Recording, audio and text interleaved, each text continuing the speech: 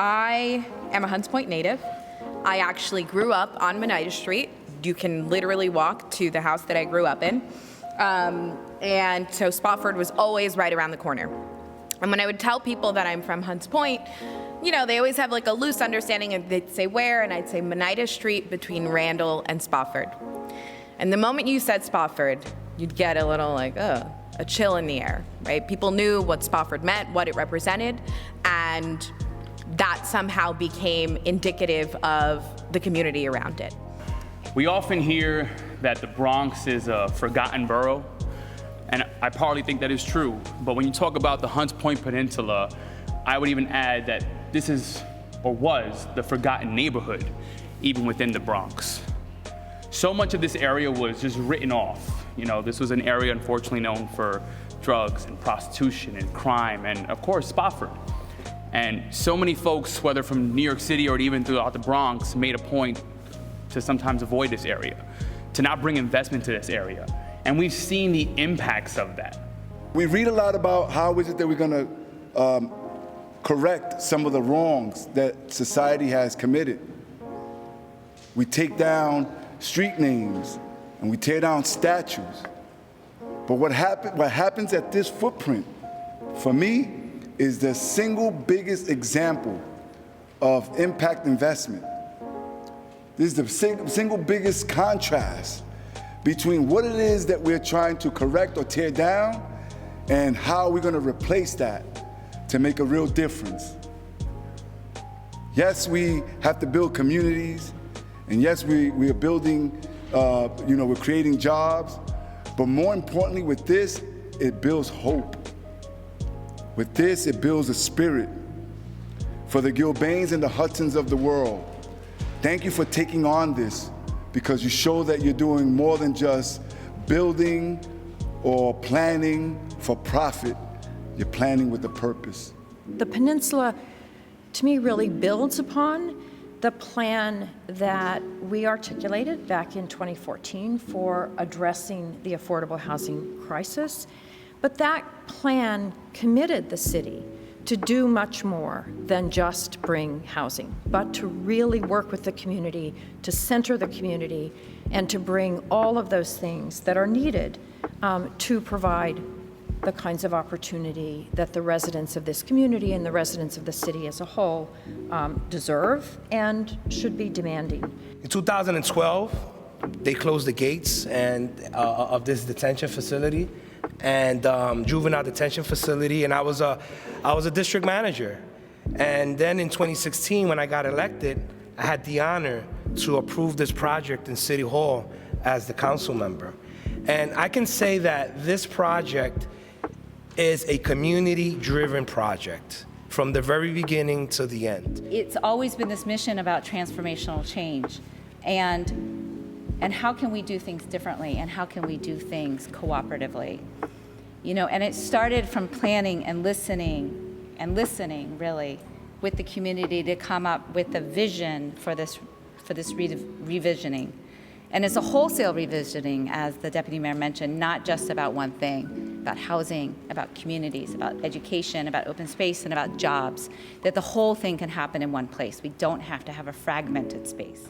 This is about leading through action in community development. And this is about knowing what a community deserves and demanding it and convincing every heart and mind that you need to convince to get it, and making sure that you stay in that fight, because we have all of these amazing successes over the years, but every single one of them was just that, a fight. And that we only got here because community members were willing to commit to that fight, no matter what it takes. At EDC, we think about jobs and places and spaces and how we can turn a space into creating incredible industrial workspace that'll help small Bronx-based businesses grow and blossom here as well, and that they can thrive and they can have a positive impact and create jobs, and maybe for a kid who's at pre-K can think about later, one day becoming an entrepreneur. And that's what all of our work is about. We want to see people first, then building seconds, and think about how we can create opportunity. Now we've reached this moment, the moment where we have torn this place down. And this is probably one of the most symbolic projects that I have ever seen in this borough. To talk about tearing down a detention facility and building a complex like this and really investing in space and businesses, and you're gonna have coffee breweries and so much opportunity here that sometimes just felt so out of reach for so many Bronx families. I mean, I grew up in Soundview, and I can tell you, it's almost unheard of. You know, it's almost unbelievable to think. We feel like we almost don't deserve it, but we do.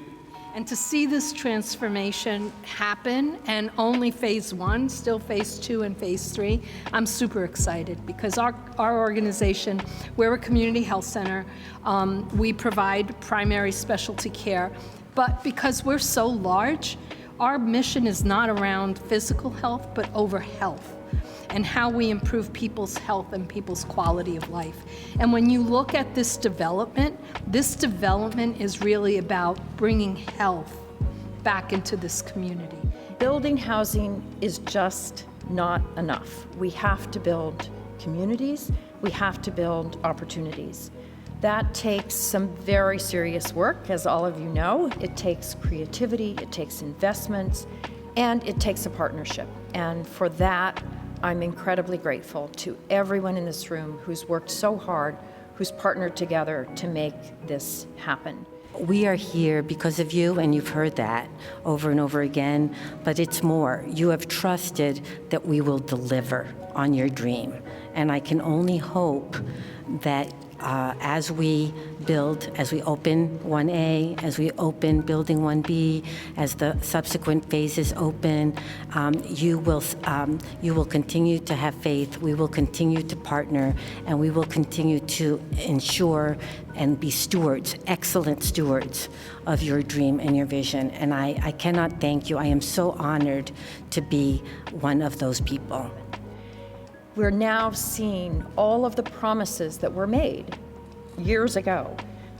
We promised new jobs, we promised new opportunities, we promised those schools and daycare and amenities, and now we're starting to see those promises be realized, and we will not just see them, but hopefully smell them in this building as we see the cookie and the cakes and the coffee roasters and the caterers all start up over the next year. So what's also really incredible is that this is only phase one, and in the coming months we'll gather again to celebrate the next phase, which will be the heart of the development, the affordable housing, the 700 units of 100% affordable housing, which will be, as you can see, bordered by wonderful, friendly, pedestrianized walkways, surrounded by cultural arts space, recreational and community facilities, brand new daycare we heard about, and even a grocery store. So today we celebrate the successful completion of phase one. Tomorrow, sorry to everybody who's been working so hard, but no days off. Tomorrow we'll be back to work on phases 2 and 3. So congratulations to the agencies, to EDC, HPD, HDC. Congratulations to Ismini and Manny and all of her team, to our developers, Gilbane and Hudson, all of the teams that are represented here, Urban Health Plan, The Point, Community Board 2, Hunts Point Alliance for Children, Casita Maria, and so many others, and so many of you who really made this happen.